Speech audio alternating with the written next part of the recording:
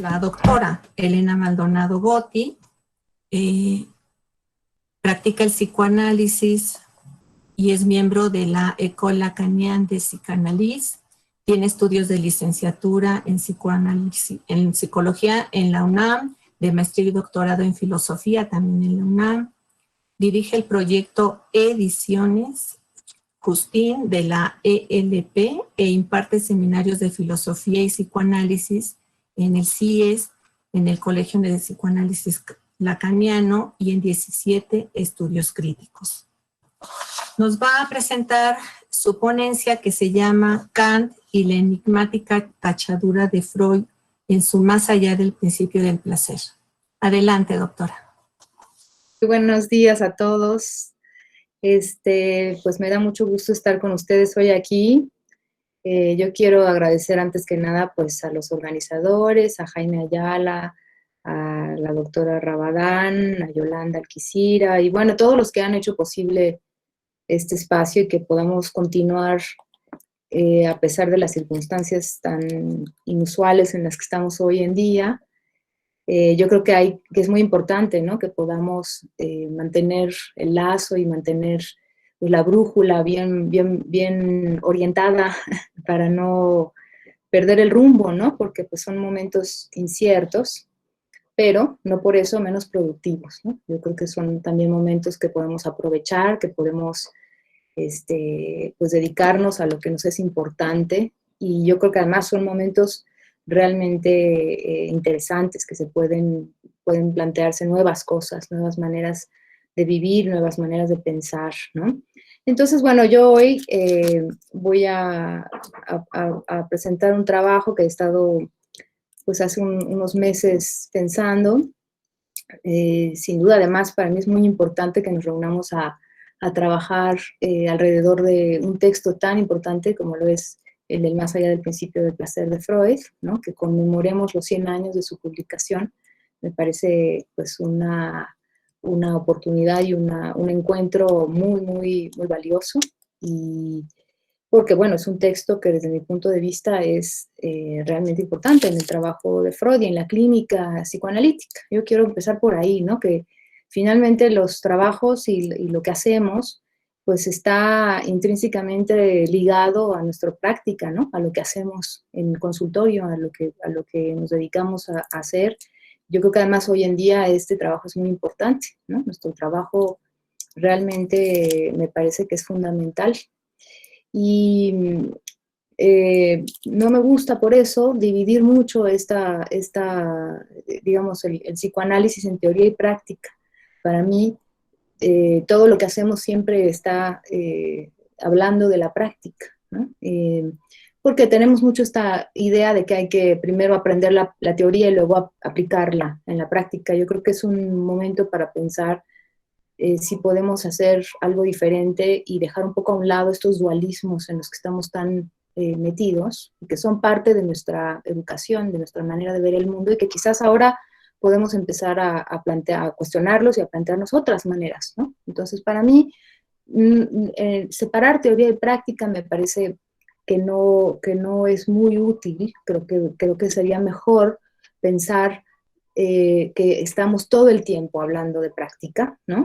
Y que todo el tiempo también en la práctica estamos haciendo un ejercicio, pues, de pensar lo que está sucediendo, aunque no lo estemos pensando en ese momento, pero sí a posteriori, ¿no? De qué es lo que está sucediendo, de qué es lo que con qué nos enfrentamos todos los días. Las circunstancias de las situaciones de la época también son muy importantes, por eso pienso que sí tenemos que pensar en un psicoanálisis situado, ¿no? No en un psicoanálisis abstracto, ¿no?, sino más bien en un psicoanálisis realmente ligado con las circunstancias materiales y concretas en las que estamos viviendo. Entonces, bueno, hoy en día estamos viviendo un momento muy peculiar, ¿sí?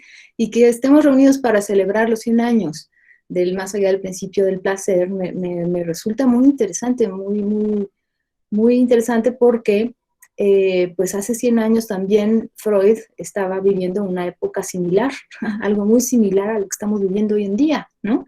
Y llama la atención, ¿no? O sea, que él planteó en este texto la compulsión a la repetición, ¿no? Y que ahora, 100 años después, estemos de nuevo, transitando por una situación no igual, porque evidentemente no es lo mismo, pero sí hay analogías y sí hay ciertas cosas que valdría la pena detenerse a pensar qué es exactamente lo que se repite, ¿no?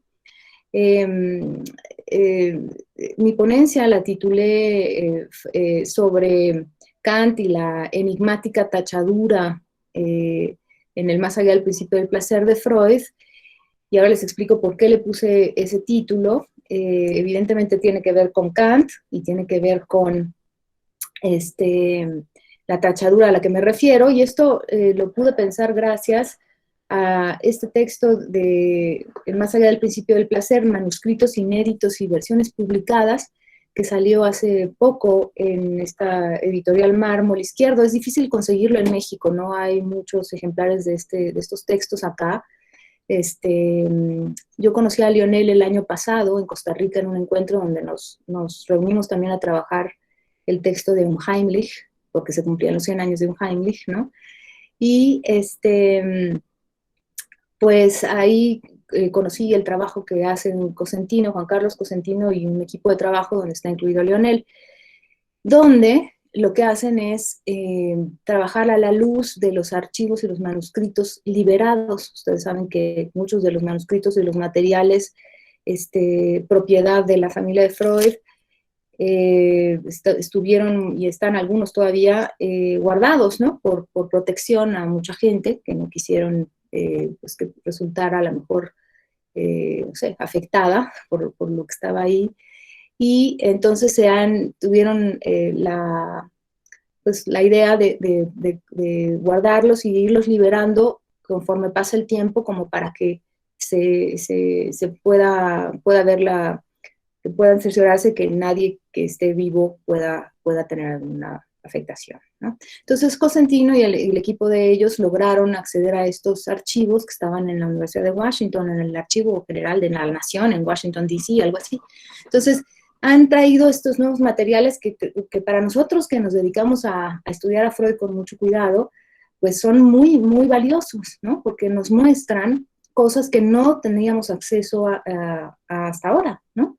Bueno, ya sabemos que tenemos en español las dos grandes ediciones de la obra freudiana, ¿no? Que son la de López Ballestero y la de Echeverri, que es la de Amorortu Editores. Casi todo el mundo piensa que es mejor la de Amorortu que la de López Ballesteros, porque, bueno, pues es una edición que ha cuidado algunas cosas en relación a los términos freudianos, se han puesto a pensar más a fondo, ¿no? Por ejemplo, evidentemente el más sonado es la diferencia entre instinto y pulsión, ¿no? En López Ballestero aparece instinto, en Amorortu Editores aparece pulsión, y hay toda una explicación de eso, lo cual marca, sin duda, una diferencia muy grande de la lectura de Freud si lo leemos en una o en otra edición. Pero no siempre eso quiere decir que sea mejor, ¿no? Simplemente es diferente. Yo creo que hay que pensar eso. Creo que lo más importante es pensar qué estamos leyendo, ¿no? Cuando leemos a Freud. No podemos dejar de ver que leemos a un Freud que de alguna manera está mediado por el trabajo de los traductores y de los editores, ¿no? Entonces, eso tenemos que tomarlo muy en cuenta. No estamos leyendo realmente lo que dijo Freud en alemán, ¿no? O lo que escribió Freud en alemán, sino lo que ahora podemos acceder gracias al trabajo de los editores, que es muy valioso, sin duda, pero que tiene sus características y que hay que verlas, hay que estudiarlas, hay que tomarlas, ¿no? Miguel Gastiazor, por ejemplo, ha hecho un trabajo muy interesante con eso. Espero que algún día publique algo de lo que él ha estado trabajando, porque él lleva mucho tiempo pensando en eso y viendo cuáles son las cosas que hay que ahora repensar, ¿no? Como tomar un poco de distancia con el texto de Amorortu también, que hemos pensado que es el mejor, que es muy bueno, sin duda, ¿no? Pero que quizás no hayamos visto por eso mismo algunas cosas que ahora vale la pena resaltar. Por ejemplo, una de ellas, y esto lo decía Miguel alguna vez cuando lo escuché hace un tiempo, que presentó su trabajo, es que las fechas que tenemos de publicación no corresponden con la fecha de la escritura de los textos, ¿no? Entonces, por ejemplo, en el caso del Más allá del principio del placer, es un texto que se escribió en 1919, comenzó su escritura en 1919 y se publicó en 1920. Entonces, eso si no nos fijamos bien, pues no nos damos muy bien cuenta de que en realidad estamos leyendo un texto que no es precisamente del 20, ¿no? Se publicó en el 20, y ahí hay una diferencia, ¿no? Entonces, mira, alguien dice aquí que el 13 de julio sale una nueva traducción de Akal. Vamos a esperarla con mucho entusiasmo, ¿no? Y a ver qué nos traen de novedad. Entonces, bueno, esta edición de Juan Carlos Cosentino, que son edición y comentarios a varios textos, tienen varios textos ya trabajados, tienen un Heimlich, tienen el Yo y el Ello, tienen Más allá del principio del placer y me parece que el fetichismo. Son los libros, los textos que han trabajado a la luz de estos nuevos manuscritos. Entonces es muy bonito porque hacen un trabajo donde van comparando el manuscrito al cual accedieron y luego las distintas ediciones, porque también esa es otra cosa que hay que cotejar, ¿no? Que tenemos la edición, por ejemplo, en el caso del Más allá del principio del placer, el texto se comenzó a escribir en el 19, se publicó en el 20, en el 20 es la primera edición, y luego está la edición del 21, del 23 y del 25. Entonces lo que ellos hacen es que van comparando cada una de estas ediciones capítulo por capítulo, párrafo por párrafo, línea por línea, para ver cuáles son las diferencias y si habría alguna relevancia, ¿no?, de esas diferencias. No crean que es nada más así, porque sí, hacen comentarios y dejan cosas ahí tal vez también, pues, para que los lectores nos pongamos a trabajarlas. Evidentemente no tienen las respuestas, ¿no? Simplemente señalan, miren, aquí hay una diferencia, ¿no? En el manuscrito está escrito esto y en las siguientes ediciones se borra, ya no está, por ejemplo. O al revés, ¿no? En el manuscrito no estaba esto y en las siguientes ediciones se agregó, ¿no? Y a veces ya ven Freud, que es lo interesante en Freud, ¿no? Que es muy crítico con él mismo, ¿no? Entonces, de pronto se vuelve a leer y dice, no, esto ya no hay que agregarle esto, hay que quitarle esto, hay que ponerle una nota donde diga esto ya no es exactamente como lo pienso ahora, ¿no? Por ejemplo, el texto que más comentarios tiene, que es el de 3 ensayos, ¿no? Que es un texto súper complejo por eso, ¿no? Porque vas viendo las notas al pie y dices, bueno, aquí ya 10 años después lo leyó y dijo que ya no estaba tan de acuerdo porque no se había dado cuenta que ya había pensado otras cosas, en ese momento no las sabía. Entonces, en el caso de este texto pasa eso, que hay una tachadura que se encuentra, según Cosentino, le vamos a creer, ¿no? Porque pues ahí nos pone las fotos del archivo y todo, ¿no? Del manuscrito. Por cierto, es muy bonito, porque además él cuenta con mucho entusiasmo, me da mucho gusto cuando lo cuenta, cómo reciben el manuscrito, que es el original, ¿no? Y cómo está la letra de Freud, ¿no? Que parece que cuidaba muchísimo. Los primeros borradores son una belleza, ¿no?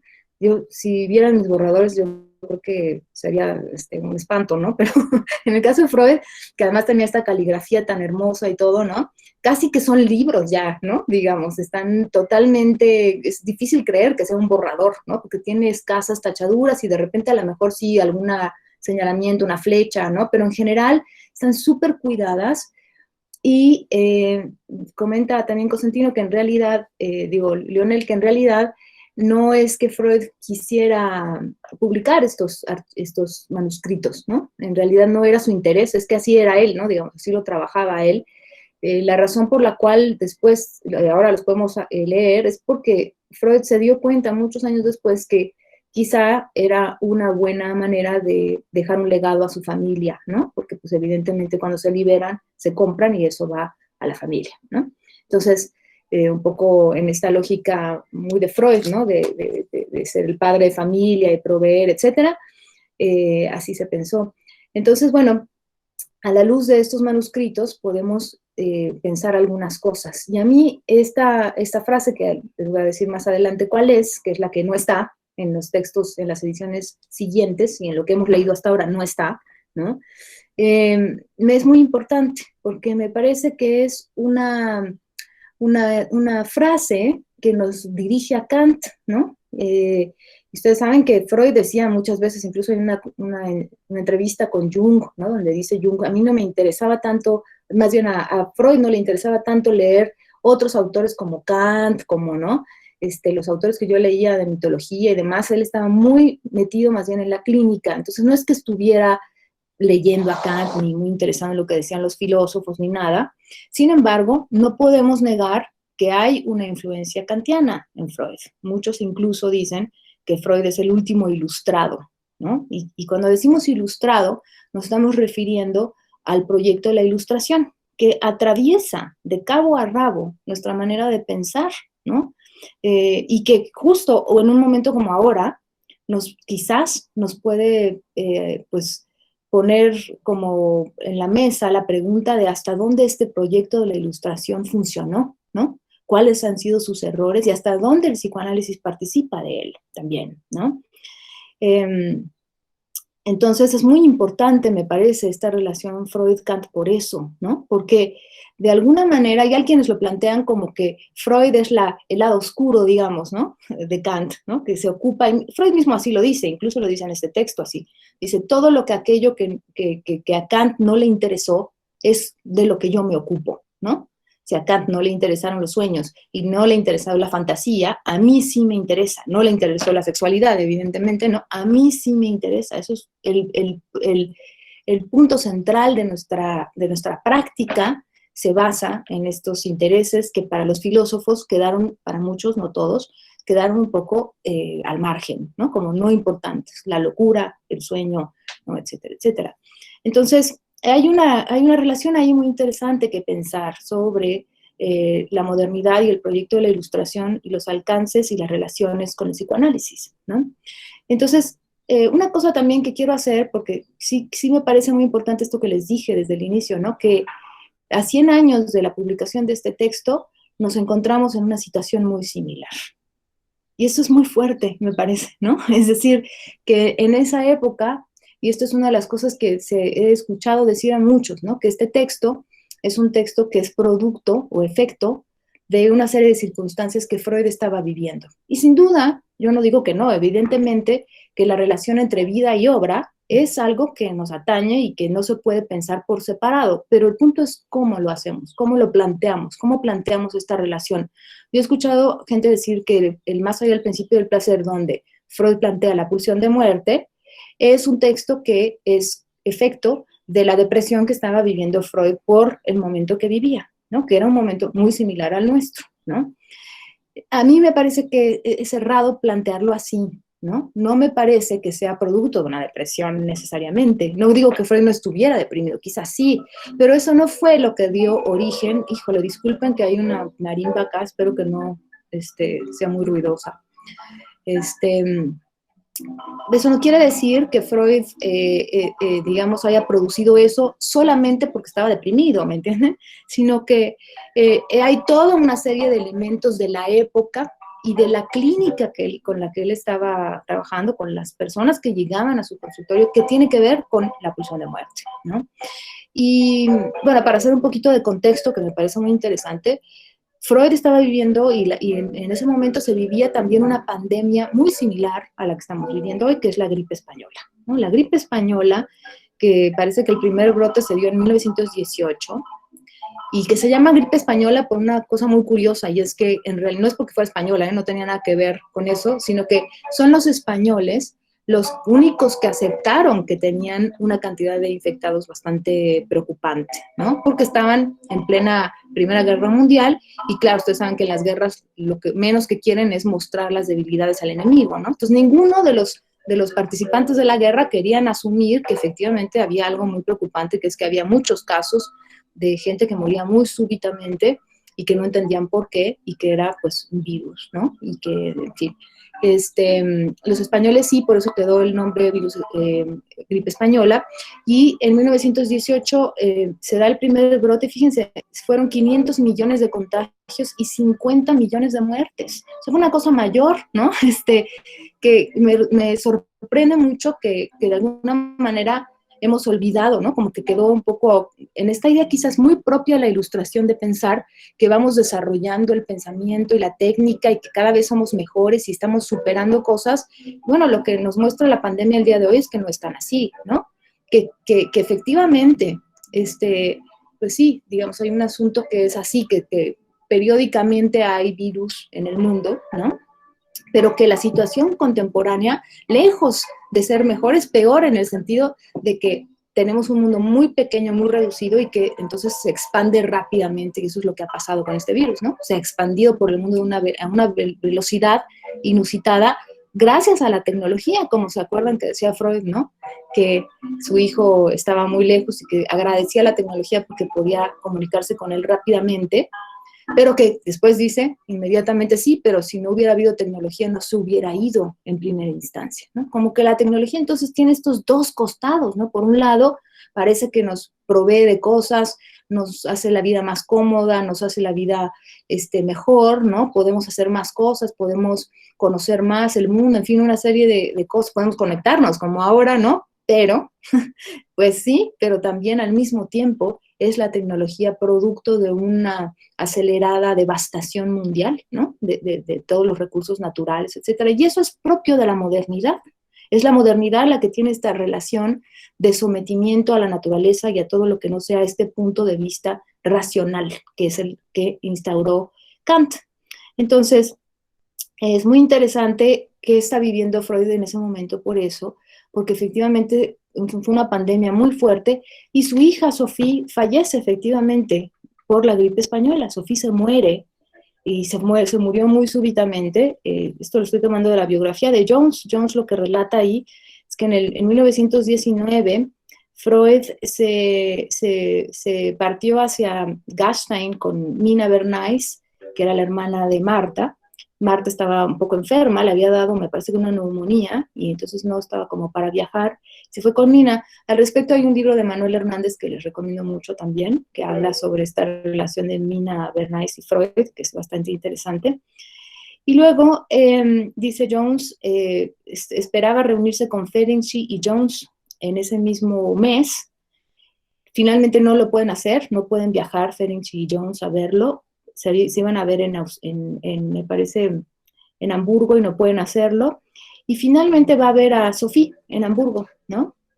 Esta vez iba con Marta.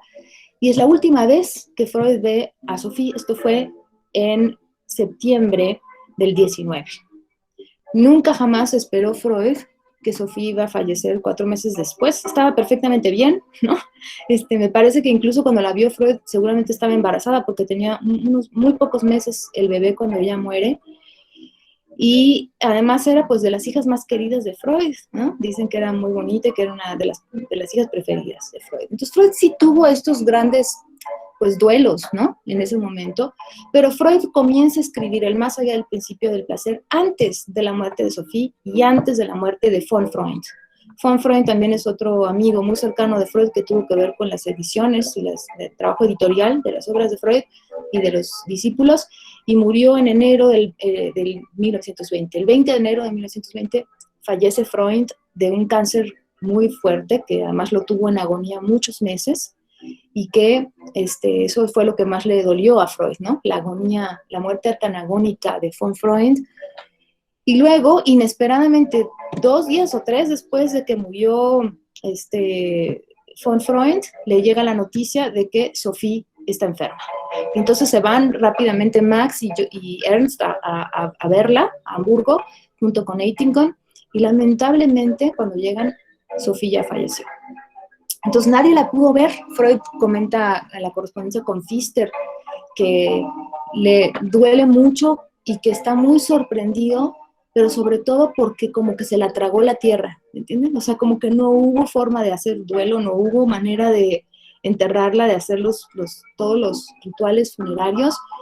Y bueno, esto se los cuento porque llama mucho la atención que es muy similar a lo que estamos viviendo hoy en día, ¿no? Entonces, estamos en circunstancias realmente pues casi del orden de la repetición, ¿no? Y por eso es que me ha resultado muy interesante volver al texto, tomando en cuenta estos elementos sin caer en el error de pensar que es por esto que Freud escribió La pulsión de muerte, porque no es así. Me parece que más bien los planteamientos de Freud vienen gestándose desde mucho antes. Acuérdense que Freud ya hablaba de la satisfacción del síntoma, por ejemplo, en los primeros escritos y cosas así.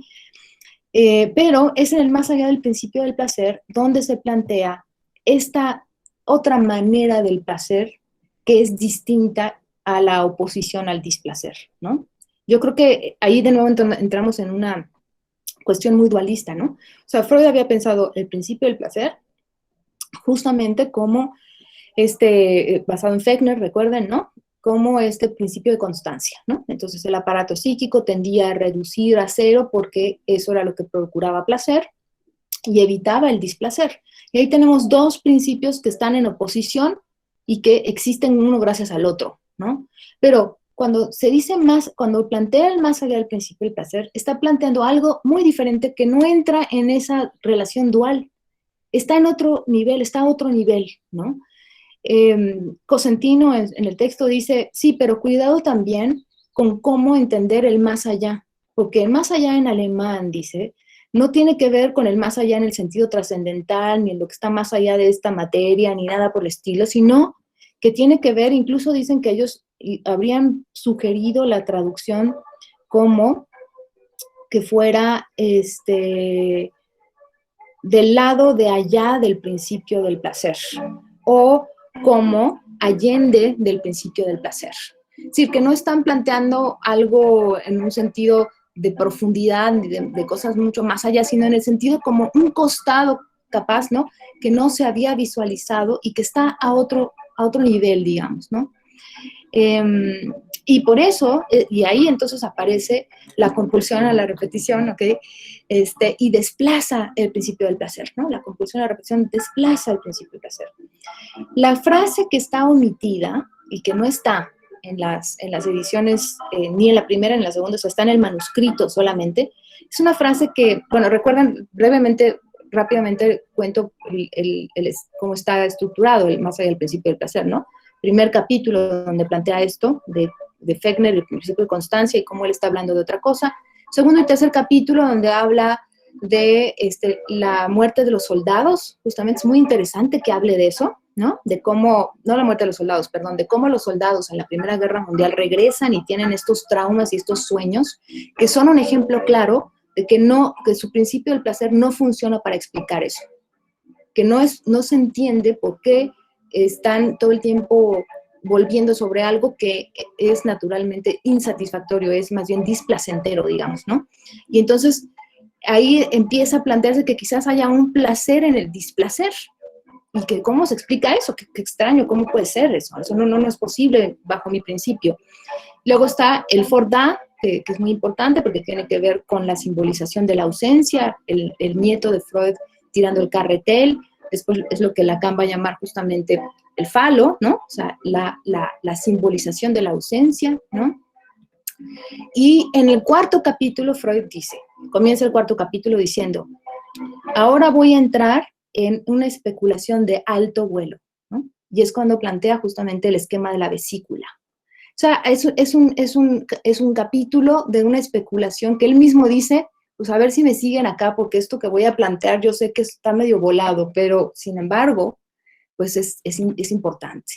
Y es en ese capítulo donde aparece esta frase, en el parágrafo 7, dice Cosentino, aparece una frase que dice lo siguiente: la otra abstracción que se deja anudar al consciente no es espacio, sino materia.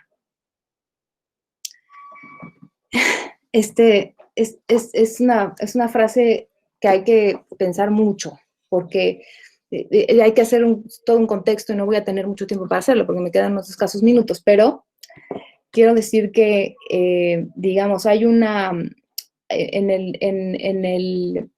el planteamiento kantiano, digamos, ¿no? De lo que para Kant es el conocimiento y lo que para Kant implica, digamos, la naturaleza de la razón, el tiempo y el espacio son fundamentales, ¿no? Si para Kant el conocimiento siempre va a estar sostenido en la idea, lo que él llama las formas puras de la intuición sensible, que son el tiempo y el espacio, ¿no? Sin tiempo y espacio no puede existir nada, dice Kant. Y son las dos grandes moldes de la razón que hacen posible que el conocimiento exista, ¿no? Freud, en cambio, dice, y en este mismo párrafo lo dice, ¿no? Dice, bueno, pero existe algo que no tiene tiempo ni espacio. Y eso es el inconsciente no tiene tiempo y espacio, dice Freud. Entonces, está en el otro lado, digamos, de lo que Kant plantea, ¿no? Kant está metido en el problema de la conciencia, el conocimiento, la razón. Freud dice, sí, pero existe algo llamado inconsciente que no se puede pensar con esas dos grandes categorías a priori que tú estás introduciendo, Kant, ¿no? Y sin embargo, dice, la otra abstracción que se deja anudar no es espacio, sino materia. Lo enigmático de esta frase es si está sustituyendo el tiempo por la materia. O más bien, el espacio por la materia, perdonen, el espacio por la materia. Lo interesante es que está introduciendo un costado material, ¿no? Se está diciendo que de lo que hablamos es de materia, de cuerpo, me parece, ¿no? ¿Qué incidencia tiene esto y por qué decide quitarlo? Que eso es el enigma, ¿no? ¿Por qué lo borra? Quizás lo borra, mi hipótesis es que lo borra porque lo llevaría por un camino que necesitaría mucho tiempo para elaborar, o sea, se desviaría quizás del asunto. Sin embargo, sí lo escribió. Y yo creo que pues nos deja la pregunta, ¿no? De cómo pensar esta introducción de la materia en lugar del espacio. Y yo creo que eso también podría dar un poco de luz en relación a si el psicoanálisis está del lado de un idealismo o de una manera de plantear las cosas a nivel de conocimiento, que yo creo que no. Creo que tiene que ver con la experiencia más bien y con algo del orden de lo material del cuerpo. Gracias, Elena. Qué bonito recorrido hiciste, ¿no? De cómo, del el ambiente en el que Freud estaba en esos momentos. Sí, por supuesto que fue escrito en el 19, pero también venía con toda la situación de la Primera Guerra, ¿no? Los autores nos indican que la Primera Guerra Mundial fue devastadora para todos, y en ese ambiente que le fue muy mal a Freud durante la Primera Guerra, ¿no? Jones y otros biógrafos nos narran cómo el consultorio estaba muy pobrecito, ¿no? No había manera de que, incluso dicen, le empezaron a mandar pacientes a Freud. Bueno, eso es muy conocido por todos nosotros cuando, en esta pandemia incluso, ¿no? Cómo han quedado los consultorios. Y me parece interesante cómo lo pones tú de manifiesto, que es casi una repetición. Sí, me parece muy interesante lo que dices, Yolanda. Yo creo que vale la pena pensar un poquito más, ¿no? Digo, lo asombroso para mí es que nos hayamos olvidado tan pronto, ¿no? De que estas cosas suceden, que las pandemias suceden. Y creo que es un poco efecto de esta idea de la modernidad como una manera de haber superado cantidad de cosas que creo que no. Lo que evidencia la pandemia es que no es cierto. No hemos superado cantidad de cosas, al contrario, ¿no? Quizás estamos en un momento todavía más delicado.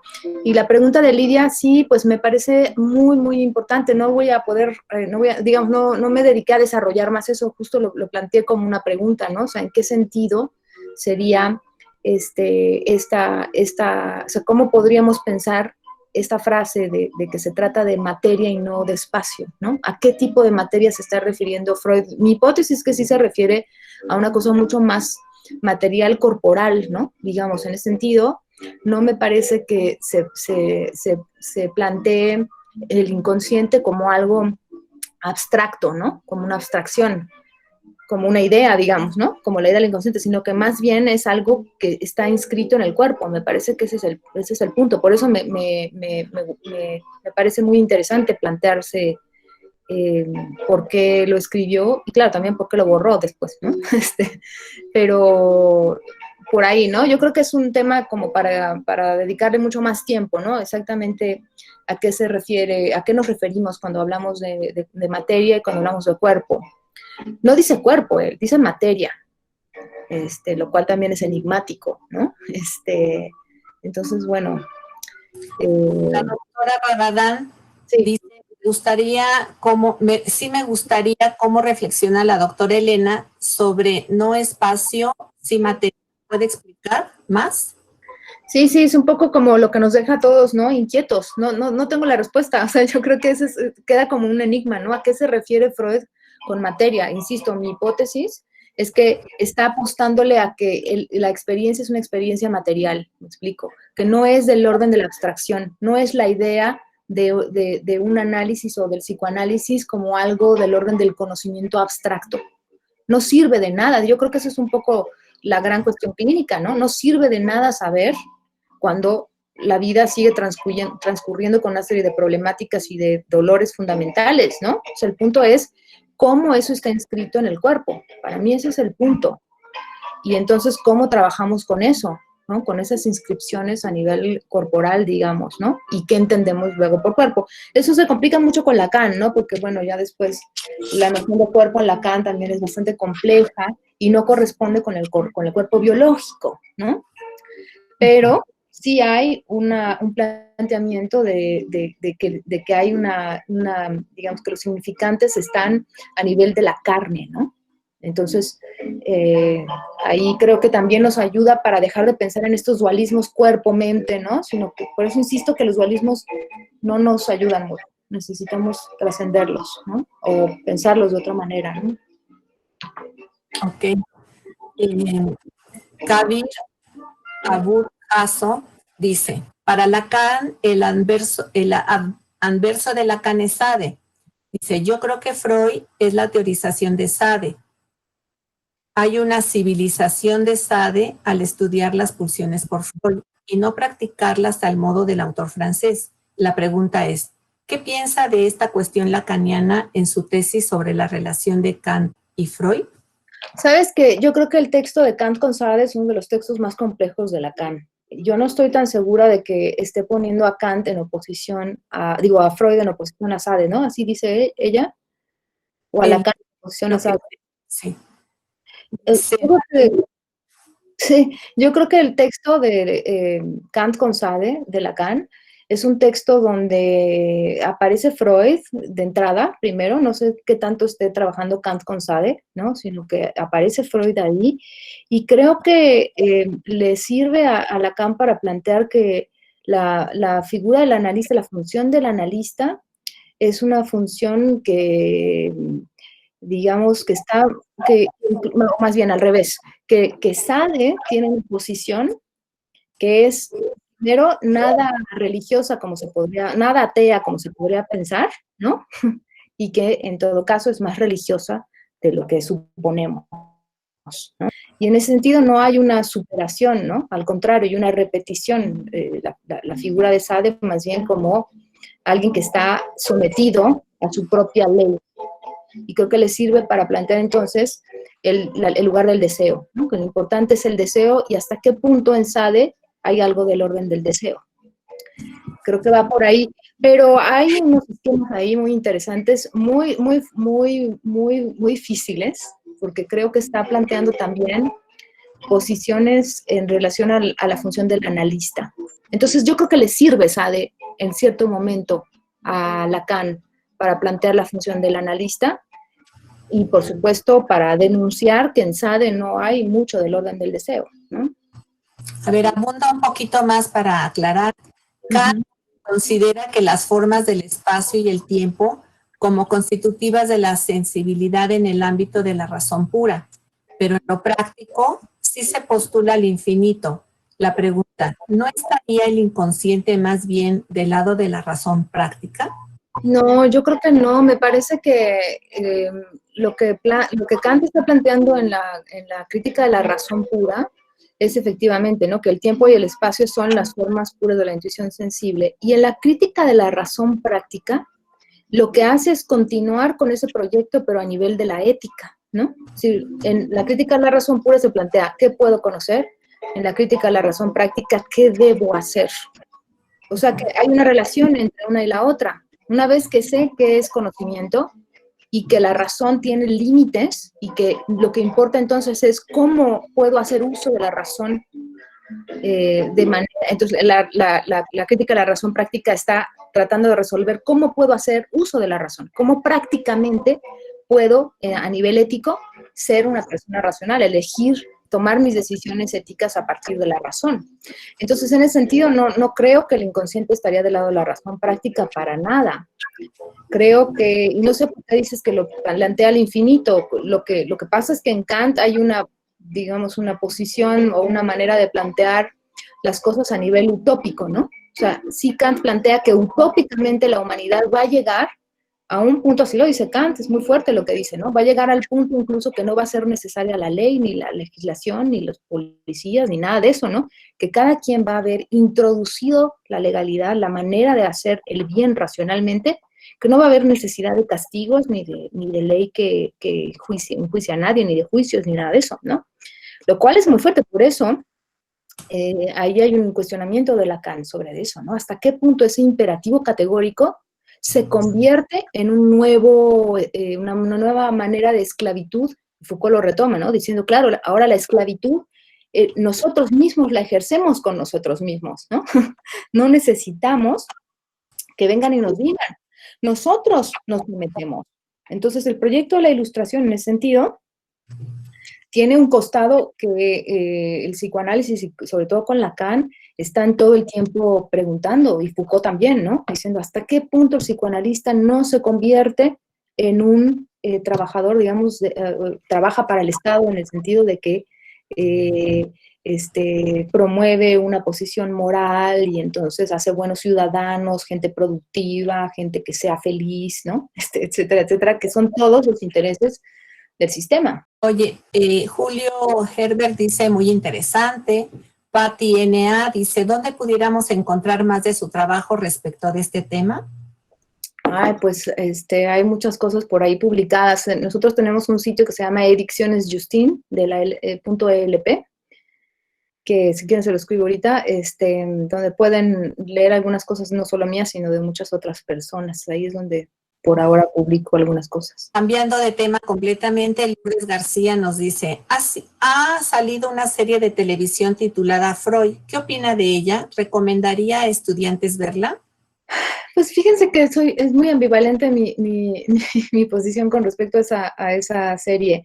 Yo creo que, miren, al principio cuando la vi por primera vez me pareció pues que era una buena serie, ¿no? Que tomaba algunos elementos de Freud. Después me molestó porque pensé que no dejaba de tener una visión muy moral de Freud, como que acaba de alguna manera poniendo a un Freud que consume cocaína y entonces, ¿no? Como que me parecía que de alguna manera no era justa la serie con la figura de Freud y que de hecho daba pauta para plantearse que ya ven, Freud era medio alocado, se tomaba cocaína y estas cosas.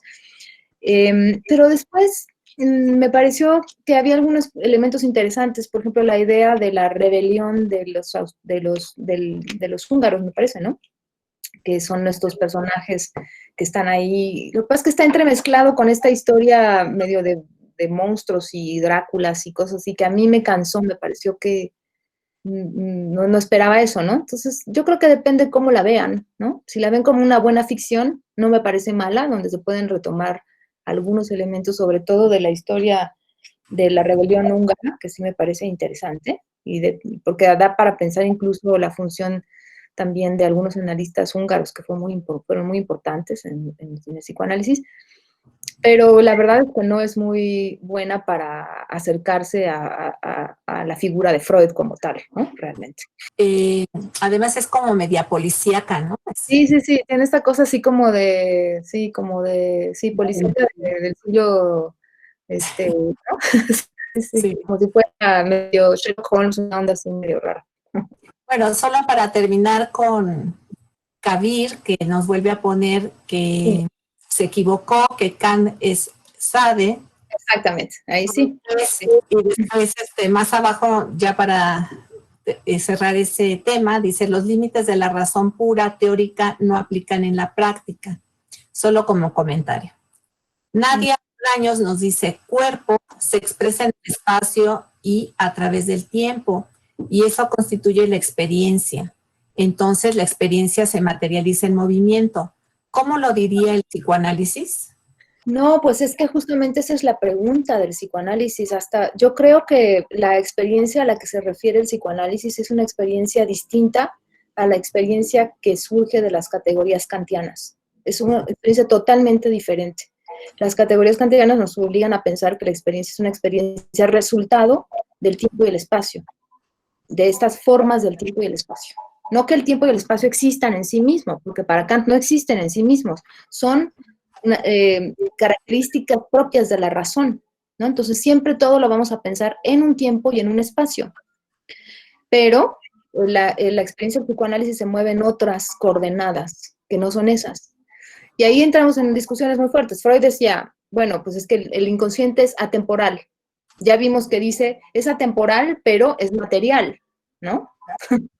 Y luego Lacan dice, bueno, pues no estoy tan seguro de que sea atemporal. Sí hay un tiempo del inconsciente, pero no es el tiempo tal y como conocemos, es otro tipo de tiempo. Entonces introduce otra noción de tiempo que no es el tiempo cronológico, ¿no? En su texto, por ejemplo, de los tres presos y todo habla de eso, ¿no? De un tiempo lógico a diferencia de un tiempo cronológico. Ujú. Entonces, yo creo que son experiencias radicalmente diferentes y que esa es la gran dificultad de pensar el psicoanálisis. Cómo pensar algo que está en los límites de la razón kantiana, ¿no?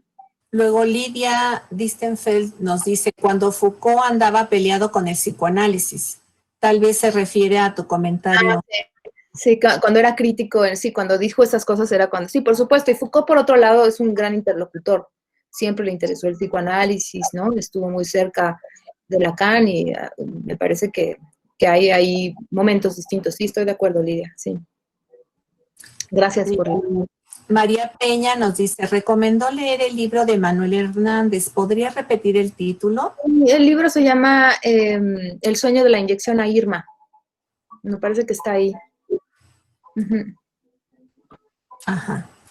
Luego, bueno, mandan dar las gracias, como Tania Pí dice, como Sherlock Holmes. Y Sandra nos dice, ¿ese tiempo tiene que ver con la cadena de significantes?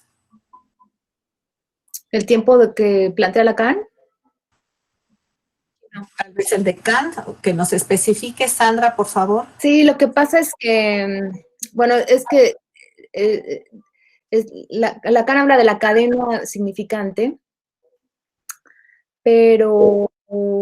Sí, dice que con Lacan... Sí.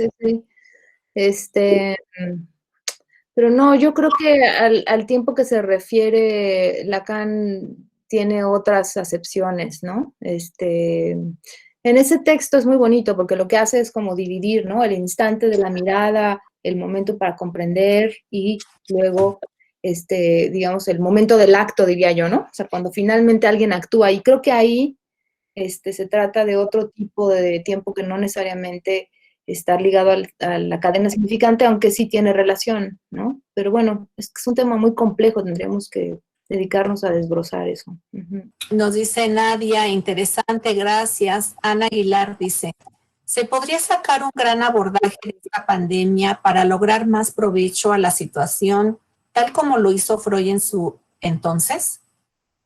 Pero como un gran abordaje, Ana, ¿a qué te refieres? Sí, tal vez se refiera a que Freud fue muy productivo, o sea, claro, ¿no? Yo les decía un poco en mi ponencia que de la depresión sacaba productos, o sea, no se quedaba en la depresión, era un gran productor de claro. texto. Tal vez algo así. Sí, yo creo que por eso les decía que para mí momentos como estos son en realidad grandes oportunidades, ¿no? Porque yo creo que lo que está mostrando la pandemia es que muchos de nuestros referentes y de nuestras maneras de pensar el mundo están en crisis, no funcionan, no sirven, no sirve, la noción de Estado está caduca, ¿no? Nuestra manera de pensarnos a nosotros mismos necesita reformularse, ¿no? Entonces, yo creo que son grandes oportunidades y creo que también Freud en ese momento, con todo lo difícil que fue, pues también veía eso, ¿no? Dejaba de ver que era algo enigmático, ¿no? ¿Cómo es que suceden estas cosas, ¿no? ¿Por qué ahora resulta que estos pacientes hablan de lo mismo una y otra vez, ¿no? Lo que está planteando es que hay algo anterior que es a lo que la pulsión de muerte atiende, ¿no? O sea, que hay algo que quiere regresar a un estado anterior, ¿no? Es muy interesante eso. Y creo que es muy vigente planteárnoslo además hoy en día, ¿no? Pero no como algo separado, ¿saben? Me parece que es parte de la vida, claro, es parte de la vida. No se puede pensar una sin la otra. María del Carmen Camacho nos dice felicidades por la exposición y a todos los organizadores.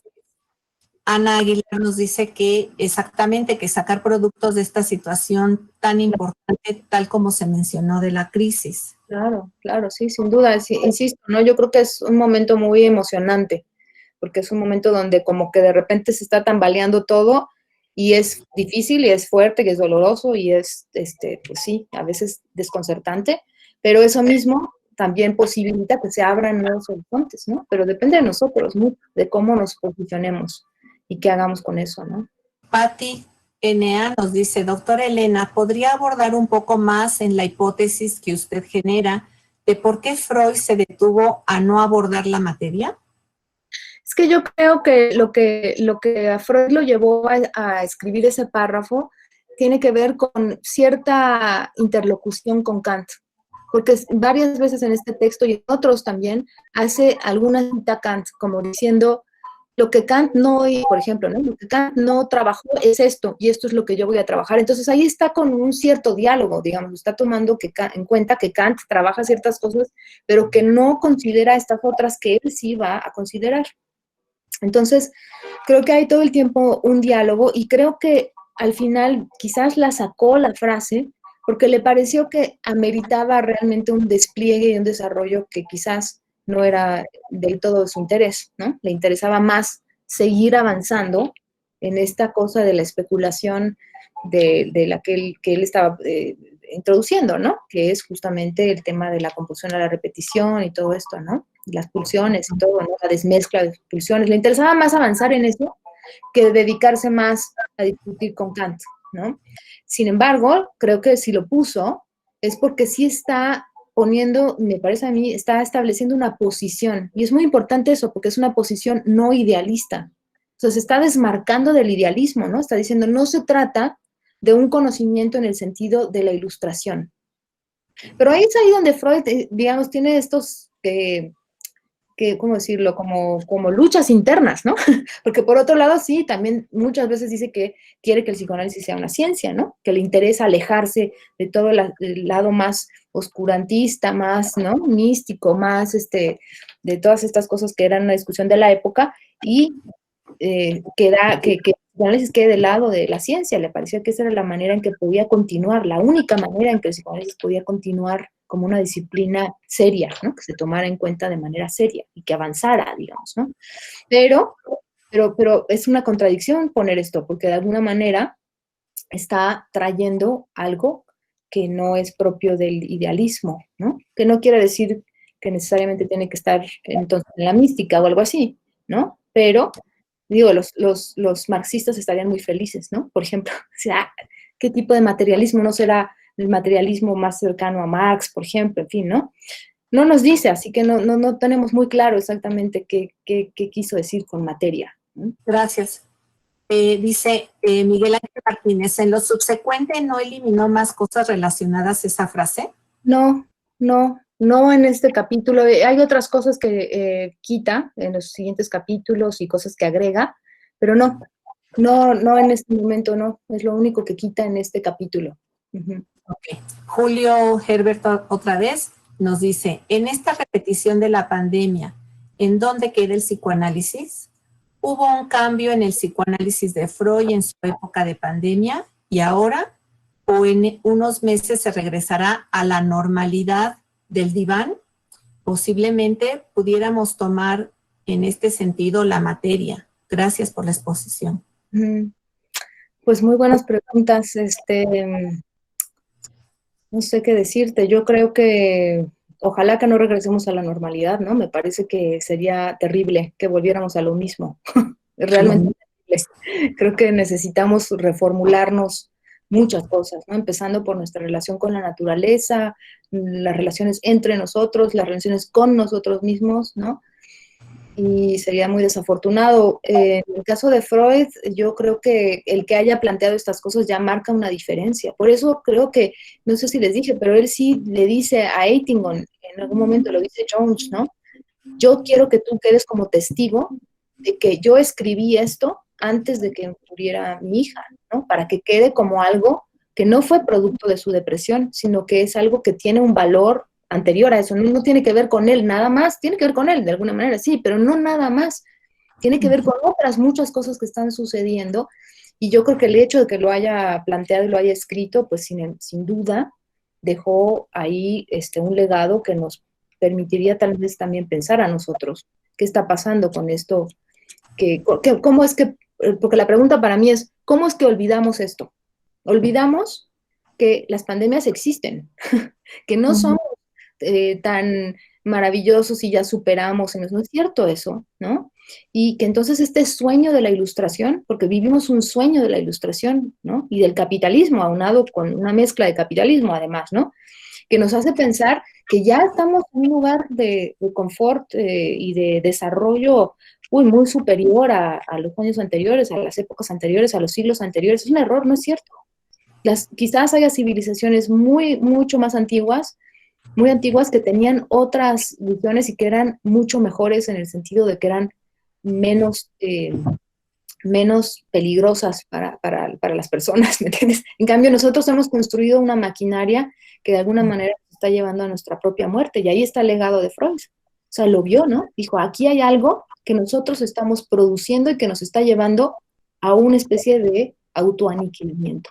Damos entonces ya con esa pregunta finalizada la mesa. Qué bueno que no hiciste un acto y no fuiste a callar al de la marimba, porque estuvo... Sí, ¿verdad? Lo pensé, pero me iba a tardar un poco. Entonces, te agradecemos mucho, Elena, ¿no? No, al contrario, agradezco mucho la oportunidad. Trabajo muy interesante, y le cedo la palabra al maestro Pedro. Sí. Muchas gracias a las dos. Me sumo justamente al agradecimiento de la doctora Yolanda, a la doctora Elena Maldonado. Siempre es un placer escucharla, porque justamente nos permite establecer como líneas que abren la puerta a la reflexión, que abren la puerta a nuevos abordajes, y eso siempre será bienvenido. Muchísimas gracias a la doctora Maldonado Gotti, muchísimas gracias a la doctora Yolanda Alquicira por su participación, por la coordinación de esta mesa.